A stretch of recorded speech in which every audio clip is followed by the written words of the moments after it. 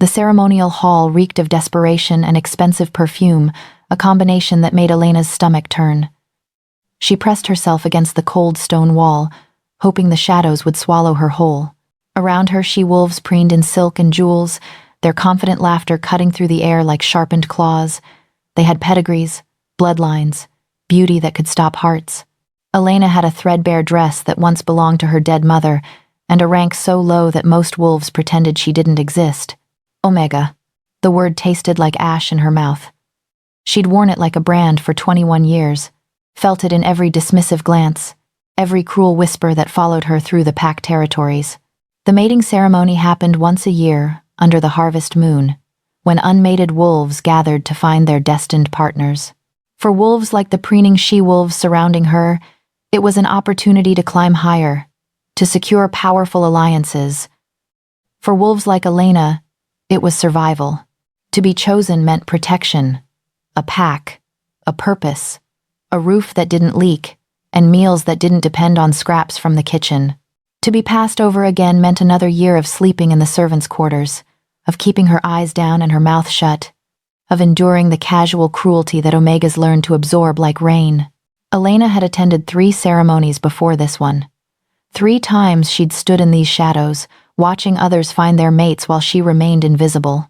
3 times she'd walked home alone through the dark forest, telling herself it didn't matter, that she didn't need anyone, that she was fine. This year would be no different. She'd already accepted it, made peace with another year of loneliness. Then the massive oak doors exploded open, and the scent hit her like a physical blow. Pine and midnight, smoke and steel, something ancient and utterly male that made her wolf surge forward in her mind with a desperate whine. The chatter died instantly. Every head turned toward the entrance as a figure stepped through, backlit by moonlight that seemed to bend around him like a living thing. Alpha King Kael Thorne. Elena's breath caught in her throat. She'd never seen him in person, few had. He ruled from the capital, appearing only for wars and coronations. A legend more than a man, but there was nothing mythical about the figure moving through the crowd now. He was tall, powerfully built, with long dark hair pulled back from a face that could have been carved from granite. Scars marked his exposed forearms, testament to battles she'd only heard whispered about. Power radiated from him in waves that made every wolf in the hall want to either submit or run. His eyes swept the room, dark and predatory, searching for something. Elena shrank further into her corner. This was impossible. The Alpha King never attended regional ceremonies. He had no need to high-ranking she-wolves from every territory would crawl over broken glass for a chance at his attention. What was he doing here?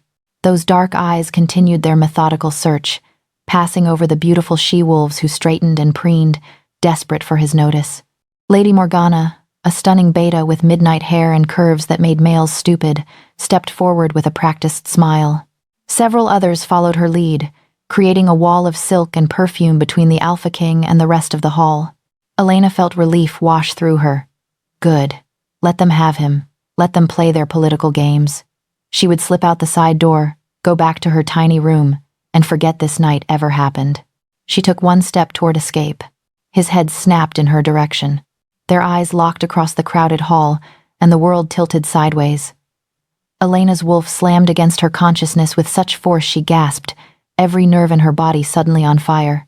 The mate bond snapped into place like a steel cable, binding her to him with an intensity that stole the air from her lungs. No, this wasn't possible. This didn't happen to Omegas. This didn't happen to girls like her. Kael moved, and the crowd parted like water before a shark. He crossed the hall in long, purposeful strides, his eyes never leaving hers. Elena couldn't move, couldn't breathe, couldn't think past the overwhelming wrongness and rightness of this moment. He was walking toward her. The Alpha King was walking toward her, and every wolf in the hall was watching, and she couldn't feel her legs anymore. Mate, his wolf growled through his lips, the word vibrating with power. The last thing Elena saw before darkness claimed her was his arms reaching out to catch her fall. Silk. That was the first thing Elena registered as consciousness crept back the slide of impossibly soft fabric against her skin. Not the rough wool blanket she'd slept under for years, but silk that whispered like water with every breath. Her eyes flew open. Golden light filtered through floor-to-ceiling windows, illuminating a room that could have housed her entire servants' quarters 3 times over. Carved wooden furniture that looked older than she was. Tapestries depicting wolves running beneath ancient moons. A fireplace large enough to stand in, crackling with flames that cast dancing shadows across walls the color of deep wine. And sitting in a chair beside the massive bed, watching her with eyes that missed nothing, was the Alpha King. Elena scrambled backward, the silk sheets tangling around her legs. Her heart slammed against her ribs as fragmented memories crashed through her mind. The ceremony, his scent, the mate bond snapping into place like a trap closing. She'd fainted. Oh, gods! She'd fainted in front of the entire pack, in front of him, and now she was in his bed. And, breathe, Kael said, his voice low and rough. You're safe. Safe. The word was laughable. She was an Omega in the Alpha King's private chambers, wearing nothing but her thin dress, and he was looking at her like she was something precious he'd been searching for his entire life. There was nothing safe about any of this. This is a mistake, Elena managed, her voice barely above a whisper. Whatever you think happened, whatever you felt, it's wrong. It has to be wrong. Something dangerous flickered in his dark eyes. Are you suggesting the moon goddess makes mistakes? I'm suggesting that I'm an Omega. The words burst out of her, sharp with panic and years of shame. I sleep in the servants' quarters. I eat scraps. I have no family, no bloodline, no education, no... Her voice cracked. I have nothing. You're the Alpha King. You can't possibly, we can't. We can. He leaned forward, elbows on his knees, and the movement brought him close enough that his scent wrapped around her like smoke. We are. The bond doesn't lie, Elena. Hearing her name in his mouth sent a shiver down her spine that she desperately tried to suppress. How do you even know my name? I know everything about you. His gaze held hers, intense and unwavering. I know you've been with the Clearwater Pack since you were 7, when your parents died in a rogue attack. I know you work in the kitchens and the laundry. I know you've attended 3 mating ceremonies and been passed over each time by fools too stupid to see what was right in front of them. Elena's throat tightened. The casual way he laid out her pathetic history, as if it didn't matter, as if the accumulated humiliations of her life were just facts to be catalogued. Then you know exactly why this doesn't make sense. Why I can't be what you need. What I need, Kael said slowly, dangerously, is my mate. What I need is the woman the moon goddess herself chose for me. Everything else is politics and noise. Politics and noise that will destroy you. Elena's hands fisted in the sheets. The moment your council finds out you've bonded with an Omega, they'll let them try. The words came out as a growl, his wolf rising to the surface. I've fought wars, Elena. I've killed threats to this kingdom with my bare hands. I didn't survive 3 decades of bloodshed and betrayal to let a council of cowards dictate who I can love. Love. The word hung between them, too big and terrifying to touch. Elena shook her head, feeling tears burn behind her eyes. You don't even know me. I know enough. He stood, and the movement brought him to the edge of the bed. This close, she could see the scars that marked his throat, his collarbone, disappearing beneath the dark shirt he wore. Evidence of a brutal life. I know that when I walked into that hall last night, every she-wolf in that room looked at me and saw a crown. Every single one except you. You looked at me and wanted to run. That doesn't make me special, Elena whispered. That makes me smart. The corner of his mouth lifted in something that wasn't quite a smile. It makes you honest. Do you have any idea how rare that is? How exhausting it is to be surrounded by people who only want what you represent, never who you are? He reached out slowly, giving her time to pull away, and brushed a strand of hair from her face. His touch was gentle, at odds with the violence she could sense coiled beneath his skin. You didn't ask for this, neither did I. But the bond is real, Elena. I felt it the moment I saw you, and I know you felt it too. She had. Gods help her, she had. Even now, with fear thrumming through her veins, part of her wanted to lean into his touch, to give in to the instinct that screamed, he was hers and she was his. But instinct had never been kind to Omegas. What happens now?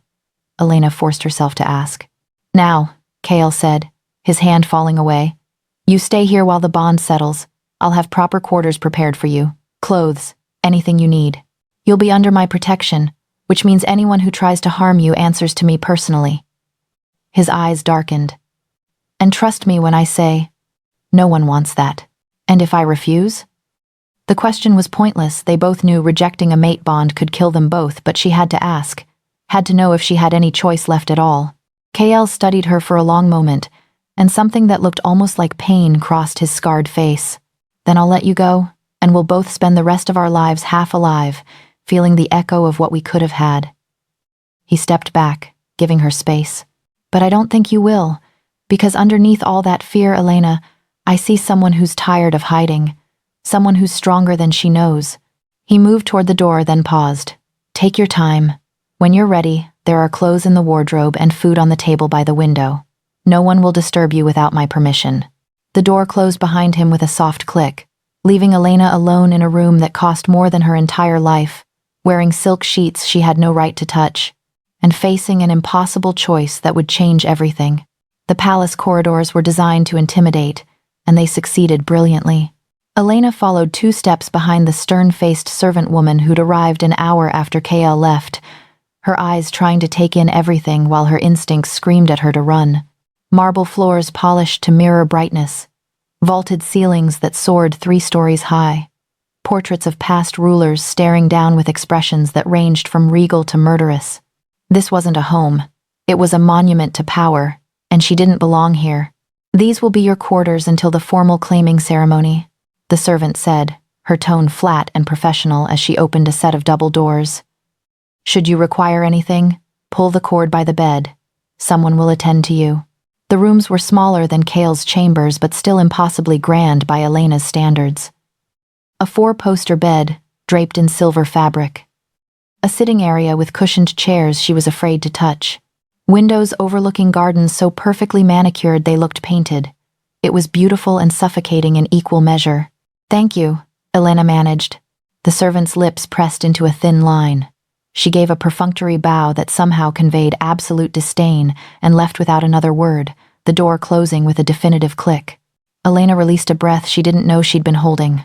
Alone. Finally, alone to think, to process, to figure out how her life had shattered and reformed in the space of a single night. She moved to the window, pressing her forehead against the cool glass, and tried to calm her racing heart. "Well," a female voice drawled from behind her, "aren't you just precious?" Elena spun, her wolf surging in alarm. A woman stood in the doorway, tall, curved, devastatingly beautiful, with midnight hair that fell in perfect waves past her shoulders. She wore a deep green dress that probably cost more than Elena had earned in her entire life, and her smile was sharp enough to draw blood. "Lady Morgana," Elena said, recognizing her from the ceremony. The beta who'd tried to intercept Kael. "So you do know who I am." Morgana glided into the room uninvited, her assessing gaze sweeping over Elena like she was inspecting damaged goods. How refreshing. Though I suppose even Omega's gossip. The casual cruelty in her tone made Elena's jaw clench. "Was there something you needed?" "Needed?" "No." Morgana picked up a crystal figurine from the side table, examining it with affected boredom. "I simply wanted to see for myself what could possibly have caught our king's attention. What could make him overlook decades of tradition, political alliance, and common sense?" Her eyes locked on Elena, cold and measuring. "I must say, I'm disappointed. I expected someone extraordinary." "I didn't ask for this," Elena said quietly. "Oh, darling, none of us asks for the mate bond, but most of us are suited for it." Morgana set the figurine down with a delicate click. "Tell me, can you read? Write? Do you know the first thing about diplomacy? About managing a household staff of 300? About navigating the complexities of interpack politics?" Each question landed like a blow, because Elena knew the answers. No formal education, no training, no preparation for anything beyond scrubbing floors and keeping her head down. "That's what I thought." Morgana's smile turned pitying. "The king is impulsive, ruled by his wolf. Give it a few weeks, maybe a month, and he'll realize what a liability you are. The council certainly will. If you're trying to scare me into leaving." "Scare you?" Morgana laughed, the sound like breaking glass. "Oh no. I'm trying to save you the humiliation of what's coming. Do you know what happens when a mate is deemed unworthy by the council? They can petition for bond dissolution. It's rare, painful, but legal under extreme circumstances. She moved closer, her perfume cloying and expensive. And an Omega bonded to the Alpha King? That certainly qualifies as extreme. Elena's heart hammered against her ribs, but she forced herself to stand straight, to meet those cruel eyes. The Moon Goddess chose this bond. The Moon Goddess also chose to make you an Omega, Morgana countered sweetly. Perhaps she has a sense of humor. Or perhaps she's testing our king's devotion to his kingdom. Will he choose his own desires over the stability of the realm? She tilted her head, studying Elena like a predator deciding where to bite first. My money's on duty. It always wins in the end. Before Elena could respond, footsteps echoed in the hallway. Morgana's expression shifted instantly to one of pleasant neutrality as a tall man in military dress appeared in the doorway. He had silver threading through his dark hair and eyes that had seen too many battles. Lady Morgana, he said, his tone carefully neutral. I wasn't aware you had business in this wing. Just welcoming our guest, Commander Marcus. Morgana glided past him, pausing at the threshold. Do try to make her feel at home. For however long she's with us. The venom in that last sentence hung in the air after she left. Marcus watched her go, then turned to Elena with an expression she couldn't quite read. The Alpha King asked me to check on you, he said. I see you've already had your first taste of court hospitality. Elena wrapped her arms around herself, suddenly exhausted. Does everyone here hate me? Not everyone. Marcus stepped into the room, his posture less threatening than assessing. But you need to understand something. Morgana isn't wrong about the politics. The council has been pushing Kael toward a political match for years. Your presence threatens a lot of carefully laid plans. I didn't choose this. No, Marcus agreed. But you're here now, and that means you have two choices: break under the pressure, or learn to survive it. His eyes held something that might have been respect. For what it's worth, Kael doesn't make mistakes about people. If he believes you're strong enough for this, maybe you should start believing it too. The morning sun cast delicate patterns across Elena's bed, carving gold into silver as she lay awake and fighting the weight of so many new realities. Her world had compressed into fine velvet and distant palace gardens, but the old anxieties clung close. She brushed trembling fingers over the hem of her borrowed dress and tried to steady herself, tried to find proof that she was still herself beneath the silk and crystal and hostile stares. She did not open the wardrobe or touch the food. Hunger felt dangerous, a weakness she could not expose now. Instead, she sat by the window and watched the palace staff move through their routines in the garden below. Every gesture seemed choreographed, every glance meant to remind her, outsider, Omega, anomaly. A knock interrupted her silent vigil. This time, the servant who entered was younger and softer spoken than the last. She brought a parchment and a quill, stammering an apology before placing them on the desk beside Elena. The message was simple. The council would meet at noon, as tradition dictated, to evaluate Kael's claim. Elena was expected to present herself. No explanation of what would be required, only a data summons she could not refuse. Panic pressed hard inside her chest. The ritual, she realized, was not truly about her bond, her worth, or her fate. It was about the council demonstrating control. It was a test, a chance to prove Elena could be broken or made to kneel. Her mind raced through memories of other rejected Omegas, how they disappeared, forgotten, vanished between ceremonies, reabsorbed into kitchens and cleaning crews. She gripped the chair tight and forced herself to breathe. It was mid-morning when Marcus returned. His knock was just as spare as his speech. She expected the same watchful authority, but he entered with less armor, his posture looser, the lines on his forehead deeper than before. Council wants blood, he said, not waiting for permission. They always do. Don't give it to them. There were no friendly smiles here, just directness, sharp and unsentimental. Marcus didn't offer sympathy, didn't extend camaraderie. Instead, he spoke in the honest rhythm of a soldier, guiding a recruit through dangerous ground. Most of these wolves have never seen a real challenge. They don't fight. They maneuver. You're unexpected, and that's what scares them. Elena's laugh was brittle. I must look ridiculous. Good. He lifted his chin. Better they underestimate you. Kael will be at your side, but you'll need allies who see past your rank. Don't waste time winning over the powerful. Pay attention to those who serve they've outlasted kings. They spoke for a while about customs, about feasts that signaled a new Luna, about the rituals she'd be pressed to perform. Marcus explained how to answer questions with dignity, how silence could be a weapon if spoken at the right moment. She learned for the first time that being unprepared could become a shield instead of a weakness. When she finally dressed, choosing a modest ivory gown from the wardrobe, Elena tried to remember everything Marcus had told her. She walked with her head held high, each step measured and deliberate. The servants watched with curiosity, some staring in open wonder as she passed. The whispers followed close behind, but this time, she forced herself to listen. Not all were cruel. Some spoke of her kindness in the kitchens.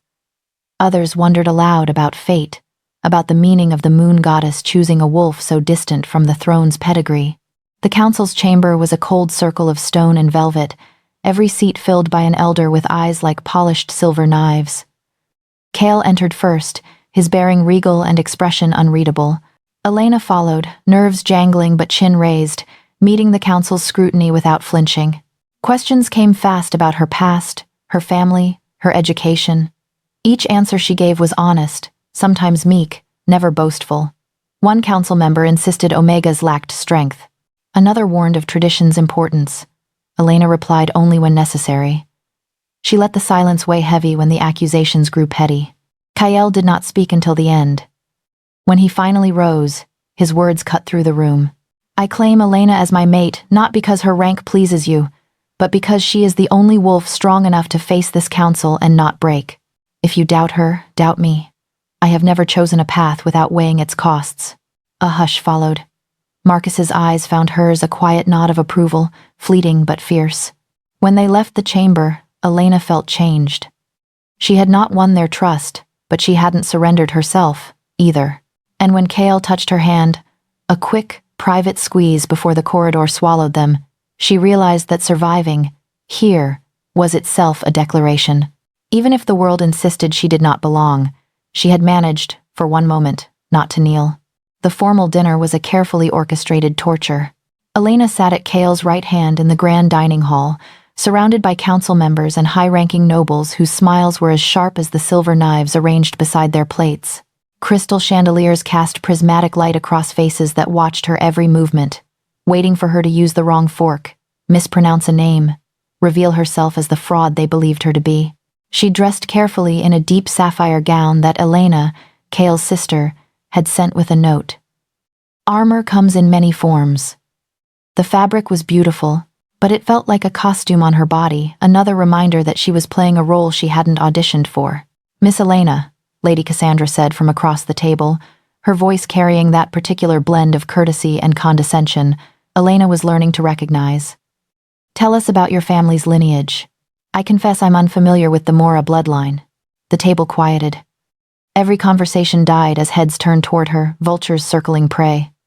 Kael's hand found hers beneath the table, a brief squeeze of warning or support, she couldn't tell which. There's not much to tell, Elena said, keeping her voice steady despite the hammering of her heart. My parents died when I was young. I have no siblings, no extended family that I know of. How tragic. Morgana purred from further down the table, though her eyes glittered with satisfaction. And your education? Surely your parents ensured you received proper training before their untimely deaths? I can read and write, Elena said quietly. My mother taught me before she passed. Everything else I learned through work. A councilman whose name she'd forgotten snorted into his wine. Work? How quaint. Kael's jaw tightened, but before he could speak, Elena continued. Yes, work. I spent years in the kitchens, the laundry, tending to those who needed care. I learned that most wolves are kinder than their ranks suggest, and that survival requires more than bloodlines. It requires resilience. The words hung in the air, bolder than she'd intended. Morgana's smile sharpened to something predatory. But Marcus, seated near the end of the table, raised his glass in a subtle salute that no one else seemed to notice. The servers began bringing courses, each more elaborate than the last. Elena navigated the meal carefully, watching which utensils others used, following Kael's lead when she was uncertain. The food was exquisite, but every bite felt like swallowing stones under the weight of so many hostile eyes. The king tells us you're settling in well, Lady Cassandra said, as the main course arrived, roasted duck garnished with herbs Elena couldn't name. "How fortunate that you're adapting so quickly to palace life." "I'm learning," Elena replied, refusing to be baited. "Learning," Cassandra repeated thoughtfully. "Yes, I suppose there's quite a bit you'll need to learn. Protocol, diplomacy, the management of a royal household. The expectations of a Luna Queen are rather demanding." She smiled. "But I'm sure you'll rise to the occasion, eventually." A servant approached with wine, filling Elena's glass with practiced efficiency. The liquid gleamed ruby red in the candlelight, rich and inviting. Elena reached for it gratefully, desperate for something to occupy her hands, to give her a moment's reprieve from the relentless scrutiny. "To new beginnings," Morgana said, raising her own glass. Others echoed the toast. Elena lifted her glass to her lips, the wine's bouquet sharp and complex. Kael's hand shot out, catching her wrist before the glass could touch her mouth. His grip was iron, his eyes suddenly wild with something that looked like terror. "Don't." The word cracked across the table like a whip. Conversation died instantly. Every head swiveled toward them, confusion and alarm rippling through the assembled nobles. "Your Majesty!" Lady Cassandra's voice carried genuine surprise. "Is something wrong?" Kael didn't answer. He brought Elena's glass to his nose, inhaling deeply, and his expression transformed into something murderous. "Wolfsbane," he said softly, dangerously. Diluted, but enough to make her violently ill. Perhaps enough to kill an Omega. The hall erupted, gasps of shock, denials, chairs scraping against marble as nobles rose in alarm. Elena's hands began to tremble as the reality sank in. Someone had tried to poison her. Someone at this table had tried to kill her. "Impossible," Morgana breathed, though her face had gone pale. "The wine comes from the same decanter we're all drinking from." "Not this glass," Marcus interrupted, already on his feet and moving toward the server's entrance. "This glass was brought separately. I saw it." Kael stood, still holding Elena's poisoned wine, his presence filling the room like gathering storm clouds. "Someone in this palace just attempted to murder my mate. My queen." His voice dropped to a growl that raised every hair on Elena's neck. "And I will find out who. I will find out who." The servants were brought forward, trembling, terrified, swearing ignorance. The wine had been prepared in the kitchens, they insisted. They didn't know how poison could have gotten into a single glass. Marcus disappeared to investigate, while chaos swirled around Elena like water around a drowning woman. She couldn't breathe, couldn't process. Someone had tried to kill her, not through political maneuvering or social humiliation, but actual murder. The malice required, the calculated cruelty. "Elena." Kael's hands framed her face, forcing her to focus on him. "Look at me. You're safe. I won't let anything happen to you." But she wasn't safe. That was the truth neither of them could escape. As long as she remained here, as long as she wore the title of his mate, she would be a target. And no amount of protection could guard against poison slipped into wine, knives hidden in shadows, 1,000 creative ways to eliminate an Omega who'd risen above her station. "I want to leave," she whispered. "Please, I can't." "No." His hands tightened, gentle but unyielding. "If you run, they win. If you disappear, they'll know that fear controls you." His forehead pressed against hers. "I know you're terrified, but you're stronger than this. Stronger than them." Elena closed her eyes, fighting tears, fighting panic. In the background, she could hear Lady Cassandra demanding an investigation. Morgana's scandalized protests. The general chaos of a court, thrown into disarray. But all she could feel was Kael's warmth, his absolute certainty that she belonged here, that she could survive this. She didn't believe him, but she wanted to. Elena woke before dawn, her body still trembling from nightmares of poisoned wine and hostile faces. Sleep had come in fragments, each time dragging her back to the moment Kael's hand had stopped the glass from reaching her lips. Someone wanted her dead. The thought circled her mind like a vulture, refusing to let her rest. She dressed in the dim light, choosing a simple gray dress that wouldn't draw attention. If she was going to survive this palace, she needed to understand it, not just the glittering halls and council chambers, but the hidden spaces where real power lived. The places where servants whispered truths that nobles would never speak aloud. The kitchen was already bustling when she arrived. servants moving through the pre-dawn routine with practiced efficiency. Conversations died as she entered, replaced by wary silence. Elena recognized that look, the same careful neutrality she'd worn for years when nobility passed through her workspace. "I'm not here to inspect," Elena said quietly to the nearest woman, an older cook with flour dusting her forearms. "I just wanted to help, if that's allowed." The woman's eyebrows rose. "Help? Miss, you're the—" "I know what I am." Elena moved toward the preparation table where vegetables waited to be chopped. "But I also know what it's like to work these hours. And I'd rather be useful than sit alone in my rooms waiting for someone else to try killing me." The honesty seemed to crack something open. The cook's expression softened marginally. "Well, I suppose an extra pair of hands wouldn't hurt. You know your way around a kitchen? I spent 5 years working in one."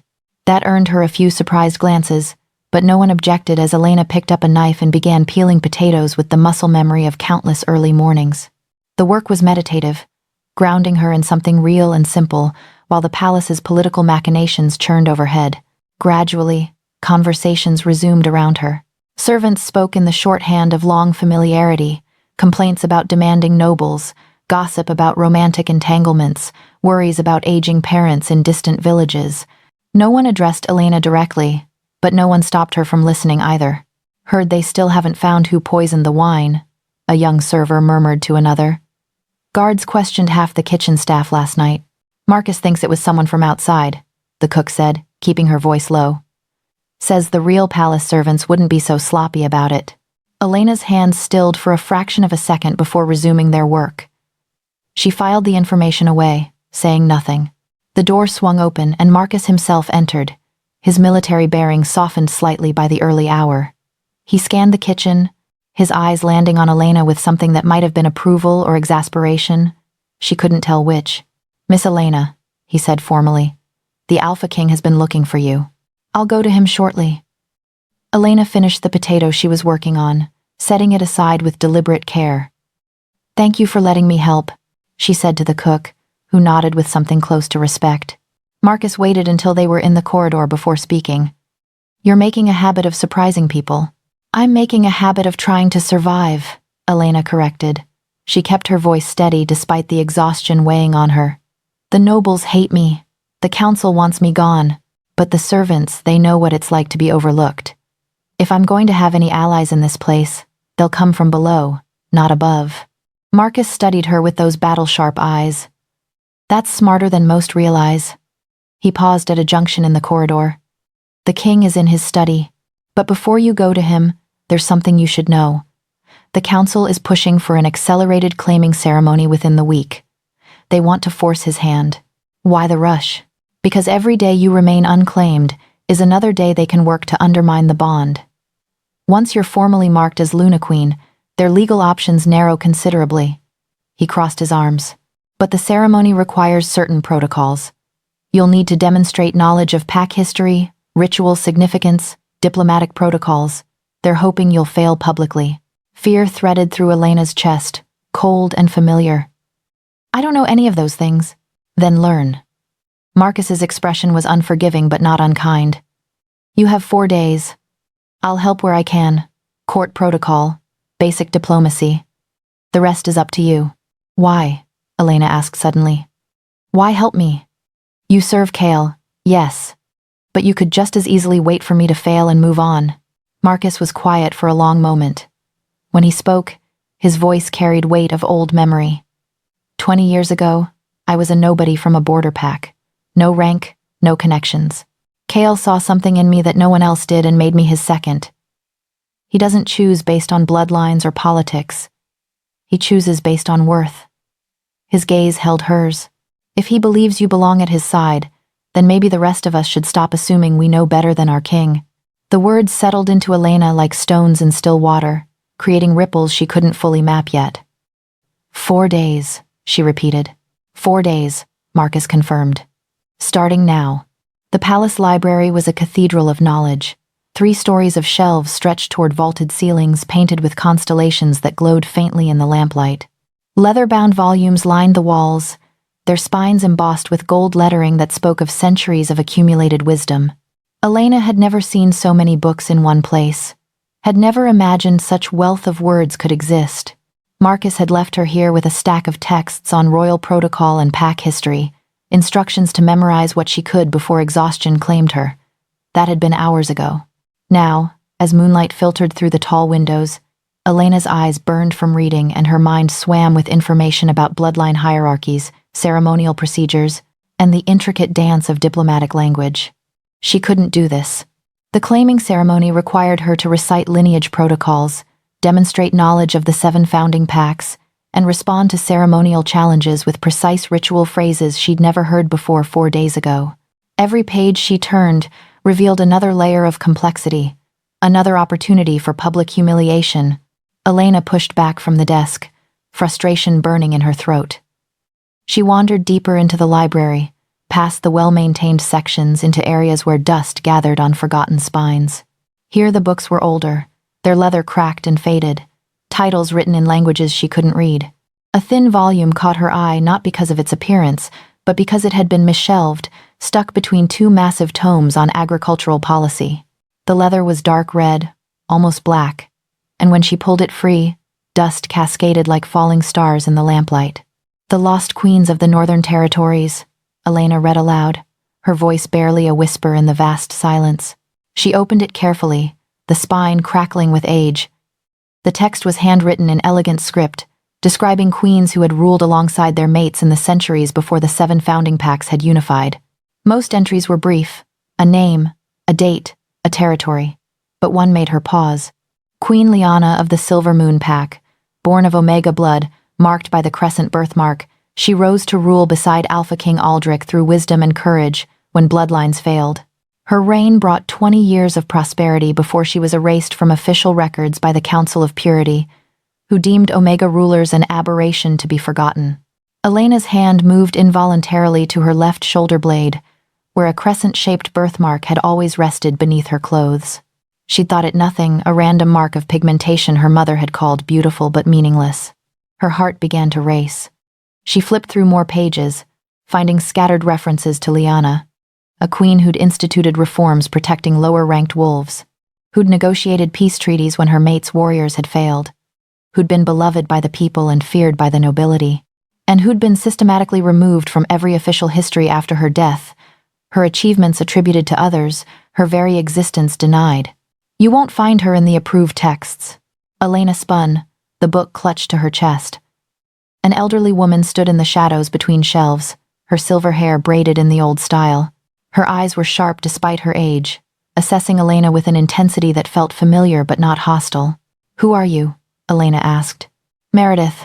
I've been the palace librarian for 43 years. She moved closer, her movements careful but steady. "I watched you reading all evening, watched you grow more desperate with each protocol you tried to memorize." Her gaze dropped to the book Elena held. "That's not on Marcus's reading list. I found it by accident." "There are no accidents in libraries, child, only discoveries waiting for the right reader." Meredith gestured toward a reading alcove hidden behind a pillar. "Sit. We should talk about what that book means." Elena followed, half expecting this to be another trap, another test designed to prove her unworthiness. But Meredith's expression held something different, recognition perhaps, or long-held knowledge finally finding purpose. "The Council of Purity operated 200 years ago," Meredith began once they were seated. "A group of high-ranking nobles who believed Omega blood weakened the royal line. They systematically destroyed records of any queen who didn't meet their standards of purity. Liana was their primary target because she proved that rank at birth doesn't determine worth in leadership. Why wasn't this book destroyed? Because some of us believe history shouldn't be rewritten to serve prejudice." Meredith's smile was sharp. "I've spent decades recovering texts the council tried to erase. This library holds truths the current council would prefer remain buried." Elena stared at the book in her hands, at the careful script describing a queen who'd faced exactly what she was facing now, the birthmark. She had the same one? The crescent mark appears once every few generations in the Omega bloodline. Old magic, they say the moon goddess, marking those who carry dormant alpha traits. Meredith leaned forward. "You have it, don't you? That's why you're reading about her." Elena's throat tightened. "I never thought it meant anything. It means everything. When you stand before the council in 3 days, they'll try to prove you're unfit based on your rank. But if you carry Lyanna's mark, if you can trace even a thread of connection to her bloodline, Meredith's eyes gleamed, then you're not just an Omega who got lucky with a mate bond. You're the rightful heir to a legacy they tried to erase. The Council will never accept that.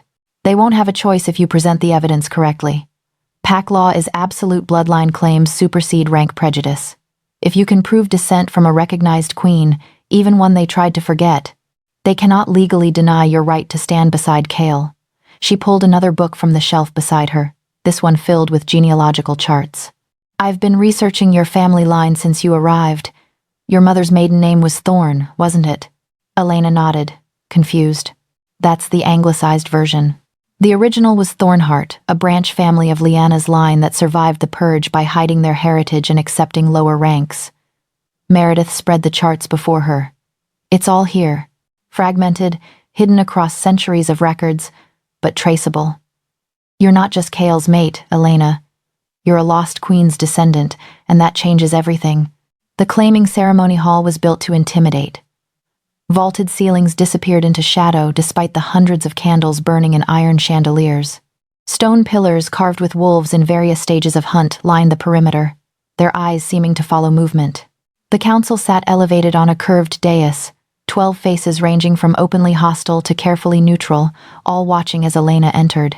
She wore white, the traditional color for unmated wolves presenting themselves for formal recognition.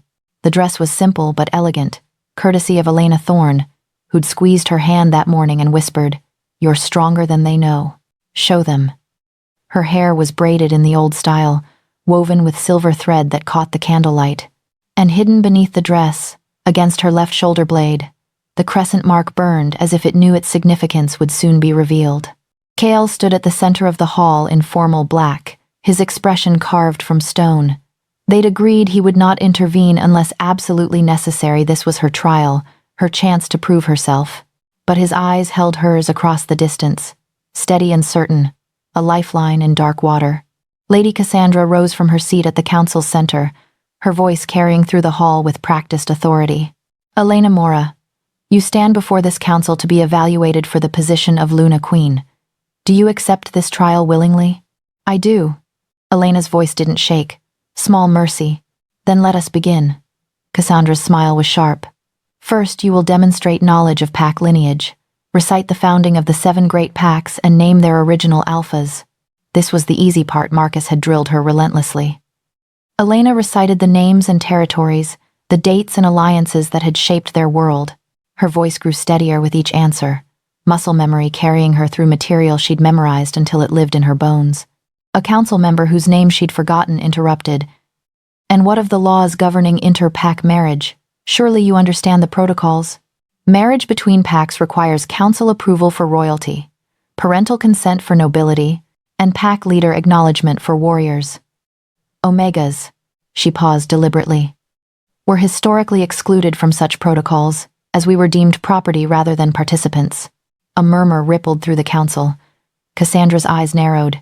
"Your tone suggests disapproval of tradition." "My tone suggests recognition of history," Elena corrected carefully. "Traditions change, laws evolve. The very existence of this ceremony proves that." Bold words for someone whose bloodline is unremarkable at best. This from Morgana, seated to Cassandra's left, her expression triumphant. "You speak of evolution, but what have you to offer this kingdom beyond a fortunate mate bond? What alliances do you bring? What strength?" This was the moment.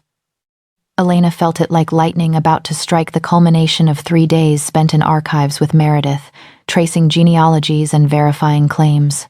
Marcus stood at the edge of the hall, his expression carefully neutral but his posture ready. He'd helped her prepare the evidence, verify the documentation, ensure every claim was unassailable. "You ask what I bring," Elena said quietly. "I bring a bloodline you tried to erase." Silence crashed through the hall like a physical force. Cassandra went very still. Kael's eyes sharpened with surprise. She hadn't told him, hadn't wanted him implicated if this failed. "Explain yourself," Cassandra demanded. Elena reached into the fold of her dress and withdrew the documents. Meredith had helped her compile genealogical charts, historical records, verification seals from the archives. 200 years ago, the Council of Purity systematically destroyed records of Queen Lyanna, an Omega who ruled beside Alpha King Aldrich. They deemed her an aberration, a mistake to be forgotten. She held up the documents. But some of us remember. Some of us kept the truth alive. Liana was a myth, Morgana interrupted, though her voice held uncertainty. A story told to comfort lower-ranked wolves. Liana was real. Elena's voice rang through the hall with conviction she hadn't known she possessed. And her bloodline survived through branch families who hid their heritage to escape persecution. My mother's maiden name was Thornheart, the original family name, before it was anglicized to hide its connection to Liana's line. She touched her shoulder through the fabric. And I bear the crescent mark that appears once every few generations in her descendants, proof of dormant alpha traits that the moon goddess preserves. The council erupted. Denials, demands for proof, accusations of fabrication. But Elena had anticipated this. She turned to Marcus, who brought forward the thick portfolio of documents, archive records, genetic lineage charts verified by 3 separate historians, testimony from Meredith confirming the document's authenticity. Pack law is absolute, Elena said over the chaos. Bloodline claims supersede rank prejudice. If I can prove descent from a recognized queen, even one you tried to erase, you cannot legally deny my right to stand beside Kael. This is preposterous, Cassandra said, but her hands shook slightly as she examined the documents Marcus placed before her. These records are authentic. Meredith's voice came from the gallery. The elderly librarian stood, her presence commanding despite her age. I've maintained these archives for 43 years. Every document has been verified, cross-referenced, and sealed. The girl speaks truth. Kael moved then, crossing to Elena's side with predatory grace. He didn't touch her, but his presence beside her shifted the room's energy entirely. My mate has proven her lineage exceeds anything this council expected.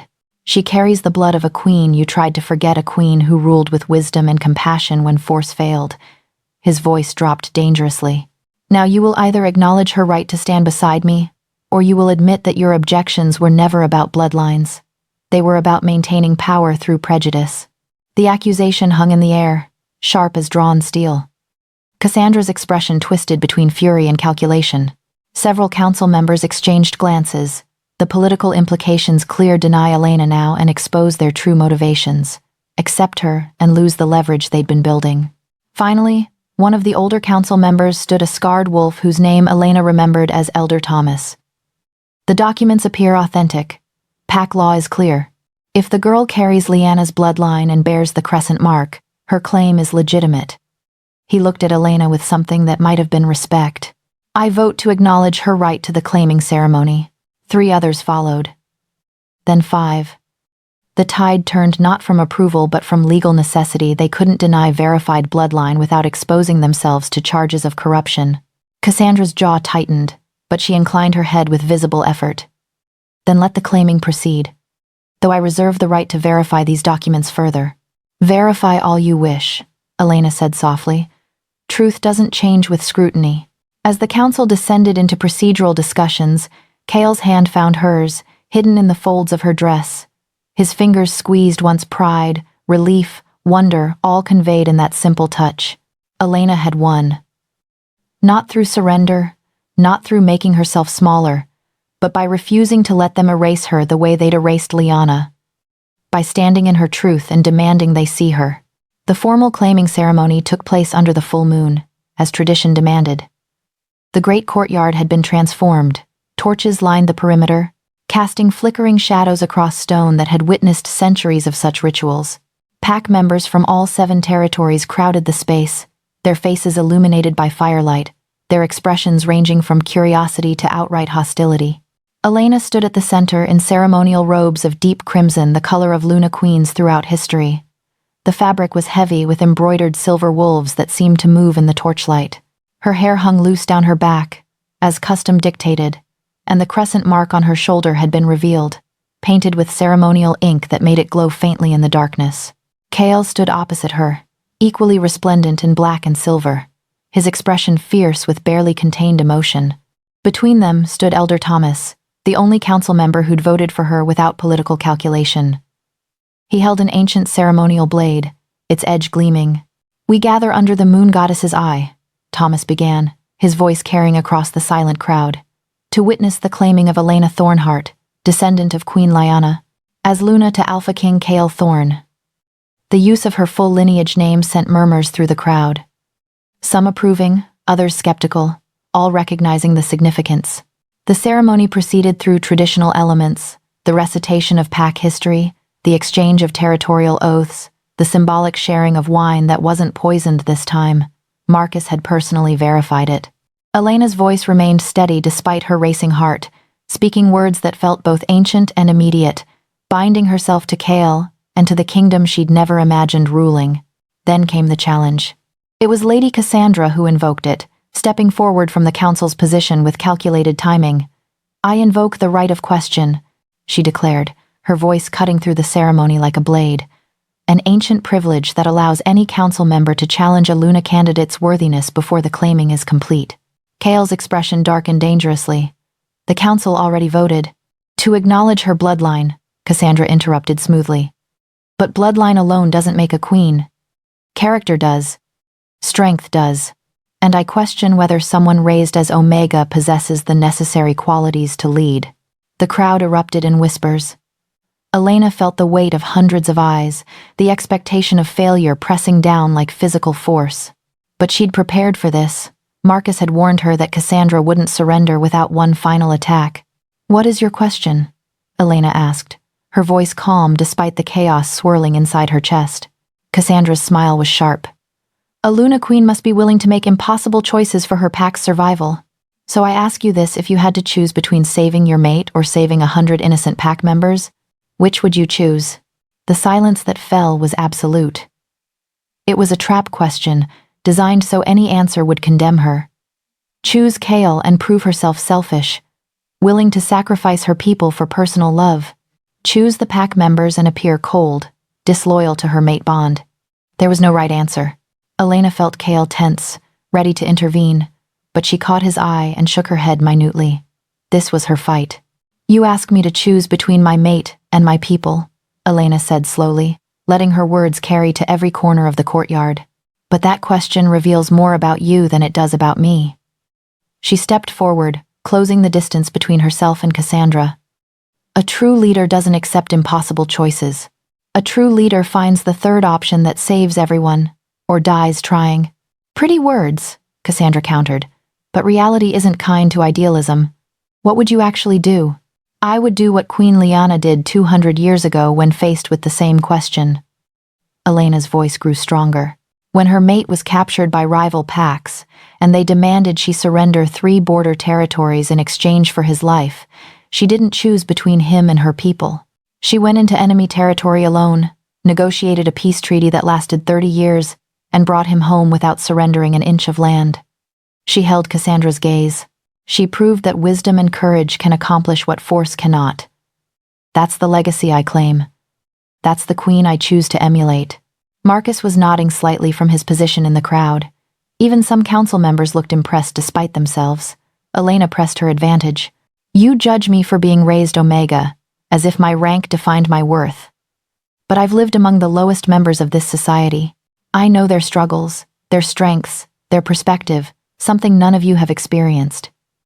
Her voice carried across the courtyard. "I don't claim to be perfect. I don't claim to have all the answers.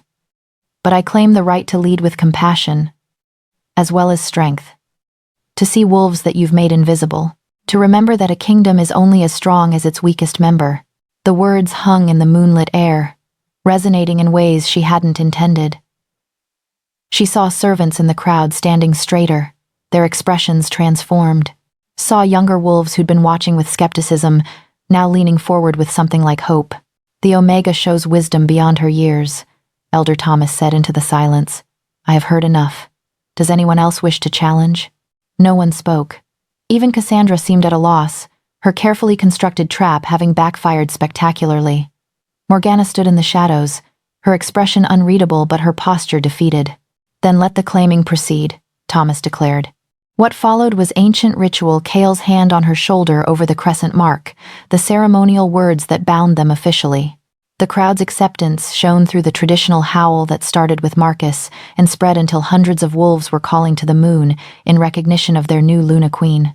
When Kael pulled her close, his forehead pressed to hers. His voice was too low for others to hear. "You didn't tell me about the bloodline discovery." "I needed to do this myself," Elena whispered back. "To know I could stand without anyone catching me." "You stood," he said, and there was wonder in his voice alongside pride. "You didn't just stand. You transformed every expectation they had." The ceremony concluded with feast and celebration that would last until dawn. But Elena's triumph felt fragile, new, like something that could still shatter if she held it too tightly. She'd won the title, proven her bloodline, claimed her place beside the most powerful wolf in the kingdom. But the real work, earning the trust of those who'd voted against her, navigating the complex politics she still barely understood, becoming the queen they needed, that work was just beginning.